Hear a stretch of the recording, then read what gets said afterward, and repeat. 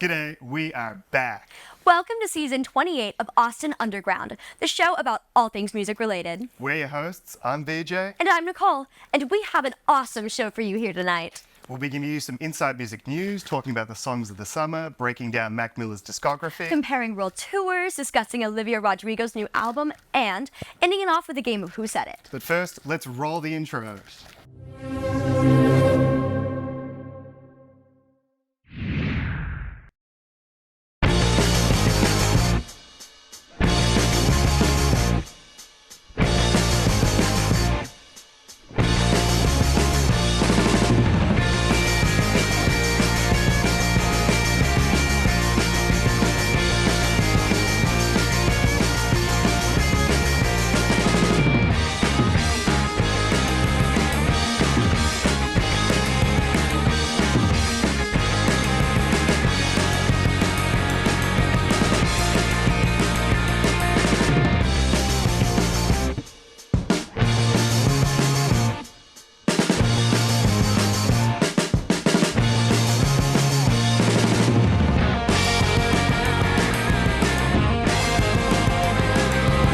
You're watching Austin Underground. We're watching Austin Underground. You're watching Austin Underground. You're watching Austin Underground. And you're watching Austin Underground. You're watching Austin Underground. And you're watching Austin Underground. Freddie Mercury, the legendary lead singer of the iconic rock band Queen, had 1,400 of his most iconic items auctioned off this past week in a record-breaking auction. This included his stage costumes, fine art, and Mercury's own original lyric drafts. But it was Freddie Mercury's personal piano that he used to write Queen's hit songs like Bohemian Rhapsody that stole the show. His baby grand sold for a cool $2.2 million, the highest price ever paid for a composer's piano. In other recent news, singer Jimmy Buffett passed away at 76 last week. He left his mark on the world by popularizing the beach lifestyle, with his music including the iconic song Margaritaville, which became an empire, inspiring restaurants, resorts, and frozen foods galore. Jimmy created a mindset of escapism for those who are growing old but not growing up.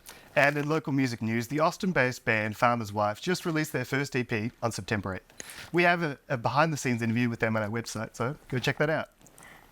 Also, this Friday at the venue, more local bands are going to be playing, including Gummer, Kind Keith, and Hover. Next week, Austin Underground's favorite, Mitski, is releasing a brand new album as well. 30 Seconds to Mars, who will also be performing this year at Austin Semi Limits Music Festival.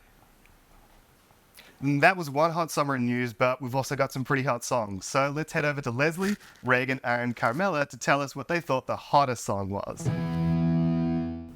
Hi everyone, my name is Leslie. I'm Reagan. And I'm Carmela, and today we're going to be talking about the hottest songs of the summer. So who wants to get started? I can talk about my favorite songs. So personally, my top 3 favorite songs were How Much Is Weed by Dominic Fike, Take 3 by Inner Wave, and The Color Violet by Tory Lanez. Okay.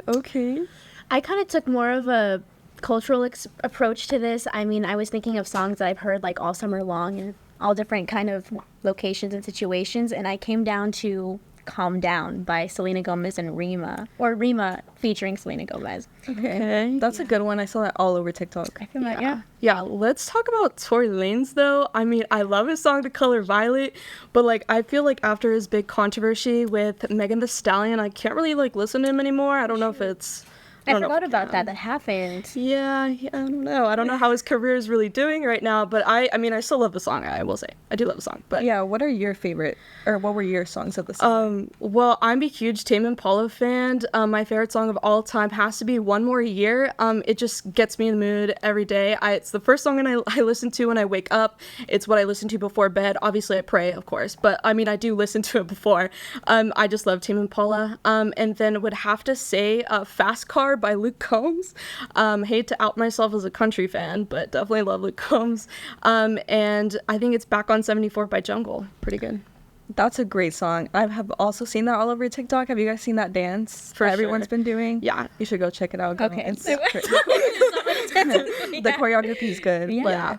But personally, what were your favorite songs like besides the ones that everyone was listening to? Songs I was probably like bumping to like personally this summer was probably Neverita by Bad Bunny. Okay. Yeah, it kind of reminded me of like my trip to Puerto Rico from like spring break. So Yeah, it was real. very nostalgic for me. That whole album that song's in is like so summer. It's summer So vibes. summer So vibes. summer. I will say that I feel like it just didn't hit for me the same way that it hit last summer. Yeah. Like it was like the album of the summer last yeah. summer. Yeah. But it kind of just like, Yeah. I mean, it's still good. It still hits. Yeah. But yeah, it wasn't the same. Yeah, it was my Yeah. personal one. I feel like instead of Bad Bunny for last summer, I feel like this summer has turned more to Peso Pluma. Yeah, that's so true. Yes. For What's sure. his Wait, let's biggest hold on. song? It's Bailas. Yeah, So good. I mean, It's so good. Yeah, that song was definitely everywhere. for sure. And it's was just popular. it's just such a good song. Like you listen to it when you're going to a party. Not saying that we do, but Getting you know, Mexican street tacos. like, exactly, super good. And what's cool about that song too is that I saw that a lot of people that don't even speak Spanish were like listening to it. So yeah, that's when you know like a song is very popular and successful is that when it kind of permeates all kind of cultures and it solidifies everybody. Exactly, and he's been on such a come up recently. And I even heard in recent news that the drug cartels are after him for performing. So kind of crazy, but he's still doing really, really well regardless. Wait, why would they be after? I don't know, but they're definitely threatening him in Mexico and don't want him to perform everywhere. So it's getting a little crazy out there. That's happened before with like popular Mexican performers like That is Chalo true. and stuff like that. Yeah. Man, history repeats itself. Kind of crazy. But do y'all have any other songs of the summer? We close off. I would say any album from the Turnstile Glow On, Okay. or any song from the Turnstile Glow On. Okay. What about T Swift? T Swift? I'm not a Swiftie. I respect all the work she does. I think she's awesome. struck by lightning when I Yeah. Well, let's not be controversial, but I love her yeah, by her. That's a good song, good for song. sure. But it's been so great. There's been a lot of good music this summer. So many good songs this summer. I mean, we can't all break it down, obviously, in a couple of minutes, but thank you so much for listening to what we had to say, what we had to talk about, and we will be bringing it back to the hosts. After this quick break, we'll discuss Mac Miller and compare some world tours.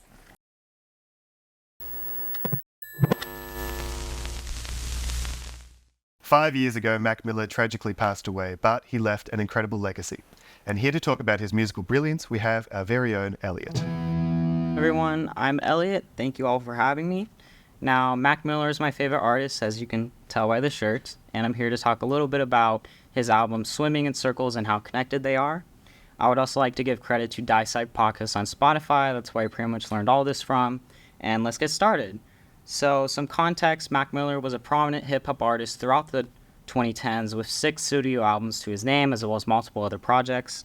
His untimely death in 2018, at just 26 years old, was placed about a month after the release of Swimming.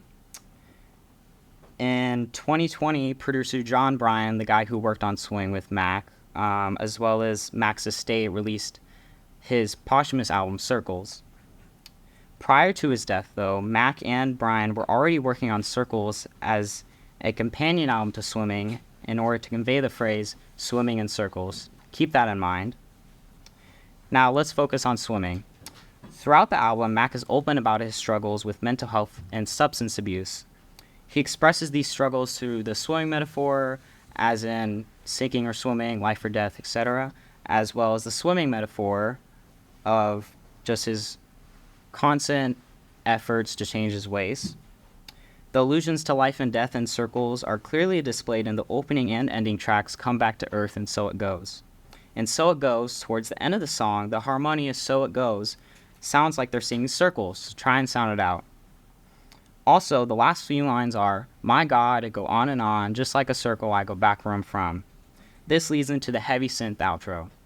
Mac Miller actually tweeted about this outro, saying that he wanted John Bryan to play the Ascension into Heaven. This tweet was quite a sad coincidence, as it was on the day he died.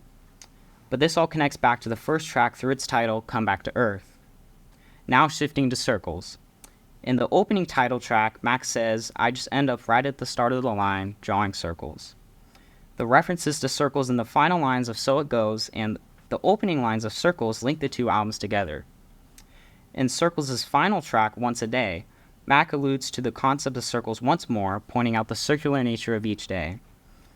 The final lines are, once a day I rise, once a day I fall asleep with you. Once a day I try, but I can't find a single word. But wait, there's more. If you listen to Once a Day's final chord, it sounds off, incomplete. The song ends on extreme musical tension. It's an unstable chord. In music theory, this chord is called dissonance. When our ears hear this, we crave resolution, especially at the end of the song. Surprisingly, the stable chord that we crave so much, the resolution, is the first chord of the opening track, Circles. Thus, making the album Circles a circle. Oh my god. Furthermore, this is the same situation for the album Swimming. The ending of So It Goes is unresolved and is resolved by the start of Come Back to Earth. In conclusion, Mac Miller created both a conceptual and musical circle for both Swimming and Circles, perfectly connecting these two albums together and conveying the phrase swimming in circles. Thank you all for having me. Back to the hosts. World tours have become more and more elaborate and explosive as the years have gone by, right? Here to talk about it is Michelle, Dorsa, Kaylee, and Devin. Hi guys, I'm Dorsa. I'm Michelle, I'm Devin. and we're gonna dig into world tours. Okay, so I think we should make sure and disclaim that we are not pinning amazing women against each other. We're just talking about two amazing legends, queens. Exactly. Queens of the industry, queens of the icons, honestly. Exactly. Queen of the eras, even. There you go. Perfect way to put it. So, I believe that Taylor began her tour first. She had every era performing except her debut. Which is a disappointment because there was some good tunes on there. Our song. There you go. And as well as Beyonce, she has multiple albums. And what do y'all think about them? Listen, I'm sorry, I'm not a Beyonce fan, but I love Taylor Swift. I grew up on her. She is my queen. She's my idol. Icon of the industry. Dorsa, what do you have to say? Okay, Renaissance is pretty good. Was that on the tour? Was it? Yeah. It's the Renaissance tour. I'm not part of the Hive, unfortunately. I'm a Swiftie here. Me too, girl. Okay, we're all Swifties. Yeah. I think it was incredible how Taylor surprised her fans every single night with 2 surprise songs from random albums, while Beyonce also surprised her audience by bringing her own daughter, Blue Ivy, on stage to perform. And Kendrick Lamar. There you go. And I think it's really important to understand and note that both of these women not only are uplifting the economy, but they're doing so as icons of the industry as a whole. That's so true. Last summer was like definitely a girl summer, and Taylor Swift definitely boosted the economy. Everywhere she went, money flowed. Same with Beyonce. Same with Barbie, Yeah. even. Exactly. Taylor Swift actually announced that for Regal Cinema, she's going to be showing her tour to people in theaters who are unfortunately unable to get Eras tickets, which I think is awesome. And it's so great because you could take your friends, you could take your family. Are you going? I'm going. Girl, You know I'm I already going. I got to sing it. What does it got to score? I already bought tickets for my whole family. Obviously, we're going.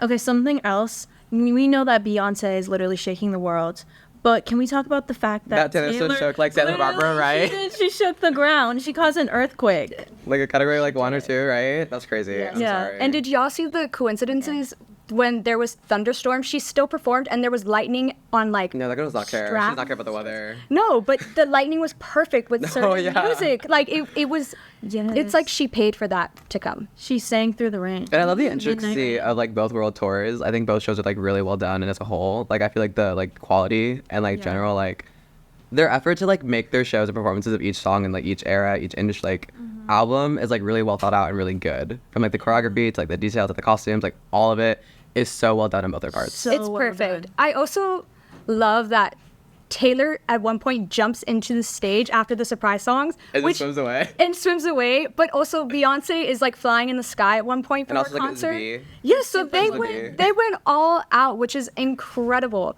What do y'all have to say about that? I just love how fun they are. Like they're so like kind of unserious, but also like take it like it's their job, but they're so unserious about like they're having fun. We're having fun. They're making sure like everyone who's like involved, who's there, who's not there, is having fun. Like it's a very like well thought out and like very like well taken care of like audience and like community. You know.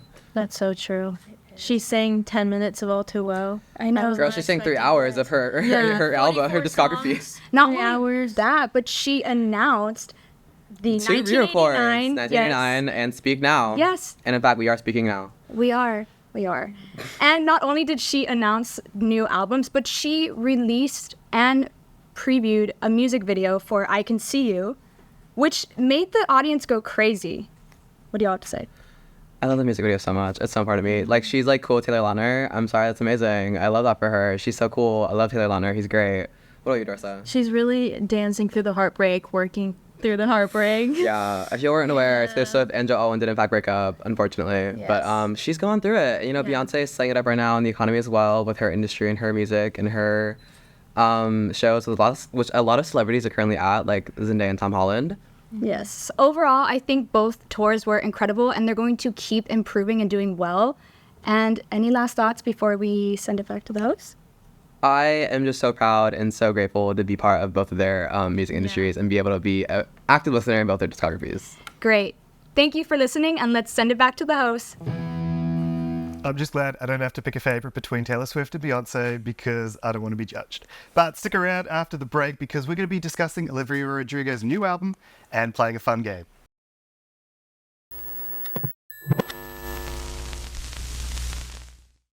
Last week, Olivia Rodrigo dropped her second studio album titled Guts. My personal favorite was Vampire, and I won't hear any other person's opinion, but let's hear what Dorsa, Layla, Michelle, and Chelsea have to say about it. Hi, I'm Layla. I'm Dorsa. And I'm Michelle. Now, let's spill our guts. So we'll just pick up the first one here. we're going to be ranking the songs and putting them on display for y'all from best to our least favorite or least streamed. Yeah. So our first one is Love is Embarrassing. I personally love this song. It's so good, and the lyrics are so incredibly relatable because, like, I be doing embarrassing things. Like, it's bad. Yeah, Olivia really did some embarrassing things. And She did.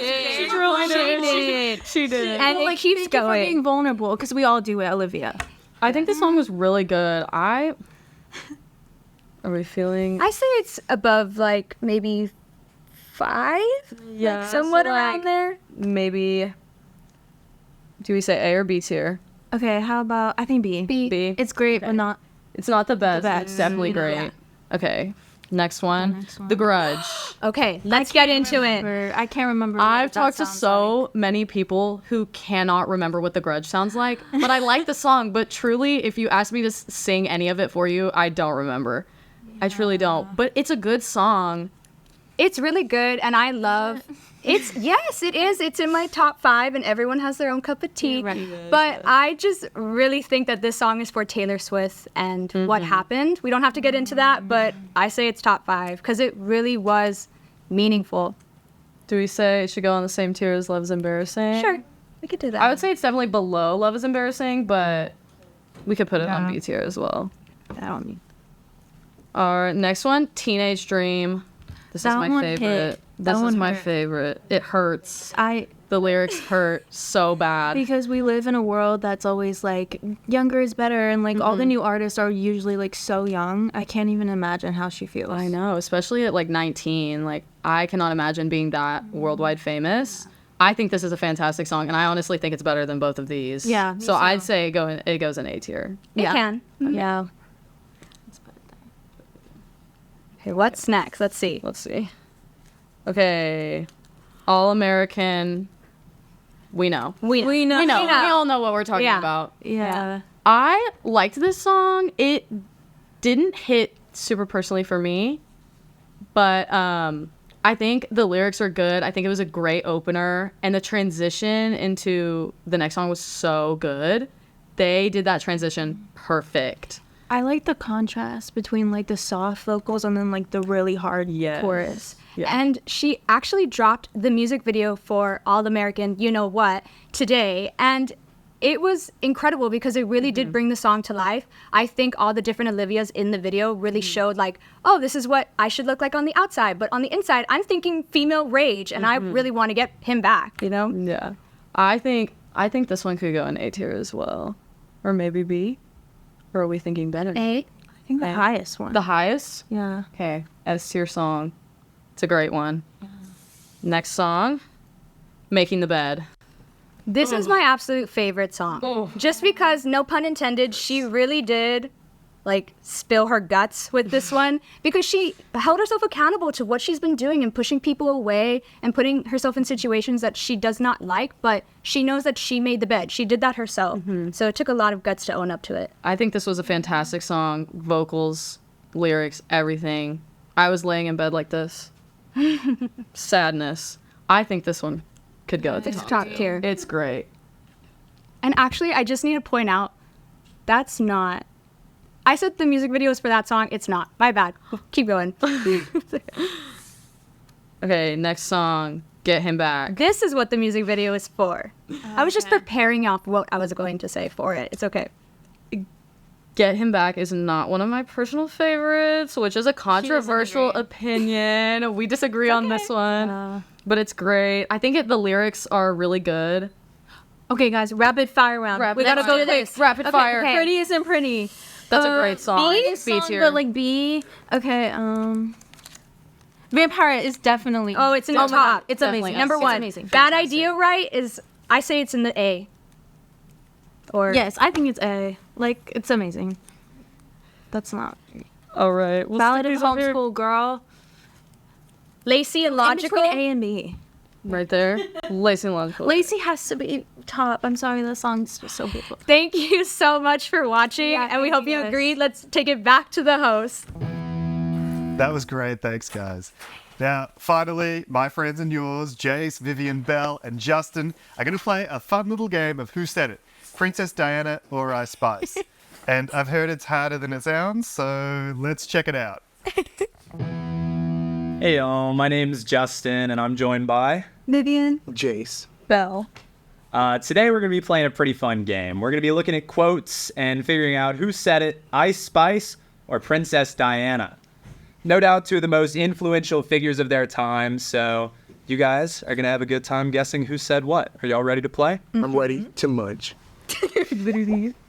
All right, first quote. I'm a free spirit. Some people don't like that, but that's just who I am. I'm gonna have to go with Princess Diana. I'm pretty sure that's Ice Spice. No, this is This Princess is definitely Princess Diana. I mean, think about it. I understand that, but like I feel like that's totally something Ice Spice would say. Would she say free spirited? She is free spirited. But would she say that? I mean, I think we already know that. Princess Diana, she was in the royal family, you know? Okay. I feel like, yeah, have this to is in emphasize that. context to the, yeah. I'm gonna go with Princess Diana. And the answer here is indeed Princess Diana. Okay, I understand. All right, moving on to round two. People only love you when nobody else does, really. But then, once other people start to love you, people have to hate you to balance it out. Who I'm going to said say it? Ice That's a hard one. I gotta go Ice Spice too. It sounds a little like a prophet. You know, she has this sort of aura to her. It has to be her. Okay, I understand. Yeah, foretelling her career trajectory. Exactly. Okay, I say Ice Spice. I go Ice Spice as well. All right, the answer is Ice Spice. You guys are all There we go. correct. And going into our next quote, I try not to feed into negativity because I also see that when people are trying to make that point, it's not out of a good place. I'm gonna have to say Princess Diana. She sounds a little more put together there. Yeah, because I feel like, yeah, actually. A very feels like- eloquent Definitely more statement. eloquent, for sure. That sounds... But would she say like feed into like hate? Like was that in like the like lingo of like, the 90s and She was like, the haters are trying to get me. She had haters. Okay, I'm going to say Ice Spice because it's a good point. I'm sticking with Diana. I guess switch to Ice Spice. The correct answer is a very well-spoken Ice Spice, who has the potential to be very philosophical when she gets the chance. And going into our next quote, I'm as thick as a plank. Ice Spice. Who do you got here? No question, because she is. I'm gonna say Princess Diana. Me too, what is it, Princess Cause Diana? like, Wait. okay, but Ice Spice is Miss Thickums. Is a plank thick? Wait, I feel like she wouldn't say that, actually. Now that you mention it. Ice Spice wouldn't say I'm thick as a plank. She would like she mentioned like peanut butter or something. Dude, she's thick because she eats oats. You're right. I'm thick gonna as a say more plank. Princess Diana because maybe she's talking about like plank, like maybe it's a metaphor for like walking the plank, like how the royalty made her walk off the plank. Yeah, I'm gonna say it's Princess. Ooh, philosophical. You guys are all correct. It is Princess Diana there. And going into our last quote, 40-inch middle parted. He got all my pinks parted. Who do you think I don't know. It's tough. has this one? Tough because I'd put you're- money on Princess you know, Diana. her iPhone in the 90s. We're gonna iPhone in the 90s. This is the middle part. Yes. This is 40-inch. Obviously. So, Now my I message gotta is blue go- hearted.